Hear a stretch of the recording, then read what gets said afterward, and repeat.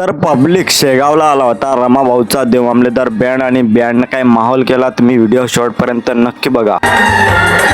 अरे थांबा थांबा थांबा व्हिडिओ आधीपासून बघा आणि आपल्याला फॉलो नसेल करेल तर फॉलो पण नक्की करून घ्या आणि आपल्या व्हिडिओला कमेंट आणि लाईक पण नक्की करून घ्या. तर जय महाराष्ट्र पब्लिक. तर आपल्याला माहिती झालं होतं की या शेगावला देव मामलेदार बँड आहे रमा भाऊचा. तर आपण काय केलं आपल्या मित्रांसोबत निघालो होतो ट्रेनने शेगावला जाण्यासाठी म्हणजे रमा भाऊला बघण्यासाठी. नंतर आपण बसलो होतो ट्रेनमध्ये आणि आपल्यासोबत आपले मित्र पण होते आणि आम्ही 120च्या स्पीडनं नाही डायरेक्ट 360च्या स्पीडनं निघालो होतो डायरेक्ट शेगावला जाण्यासाठी ट्रेनने. नंतर भावांना आम्ही ट्रेनमध्ये बसून 360च्या स्पीडने आम्ही आलो होतो शेगावला आणि शेगावला उतरल्यानंतर आपण म्हणलं की आता चला आपण पहिले गजानन महाराजच्या मंदिरामध्ये जाऊन दर्शन वगैरे घेऊन घेऊ. नंतर आलो आम्ही गजानन महाराजच्या मंदिराजवळ आणि इथे आल्यानंतर आम्हाला एक मुलगी भेटली आणि ती मुलगी म्हणत होती की टिक्का लावा. मग आम्ही टिक्का वगैरे सर्व लावले आणि येथून निघालो आम्ही अंदर दर्शन घेण्यासाठी. आणि आम्ही दर्शनासाठी मंदिराच्या आतमध्ये गेल्यानंतर तेथे तर गर्दी खूप कमी होती. आमचे लवकरच दर्शन होऊन गेले. कदाचित आज शेगाव मंदिर रमा भाऊचा देव मामलेदार बँड असल्यामुळे मंदिरामध्ये गर्दी थोडी कमी आहे असं वाटत आहे मला. नंतर आमचे दर्शन वगैरे घेणं झालते आणि दर्शन घेतल्यानंतर आम्हाला जायचे होते देव मामलेदार बँड बघायला. नंतर आम्ही देव मामलेदार बँड बघायला निघालो आणि तिथे आल्यानंतर तर एवढी गर्दी होती की तुम्ही बघू शकाल की आता पुढे जेवढी गर्दी आहे आणि मागे पण गर्दी आहे. कारण की आज शेगावमध्ये एकच देवी होती आणि एकच देवीचे विसर्जन होते आणि त्यामुळे यांना खूप गर्दी झालेली होती.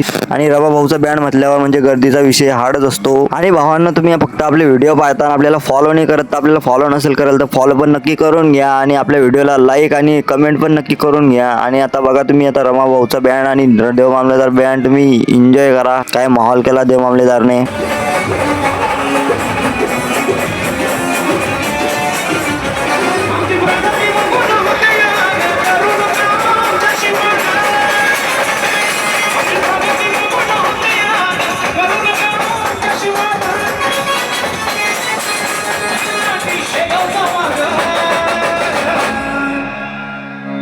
आज त्यांना कळलं असं म्हणायचंय टायगर अभी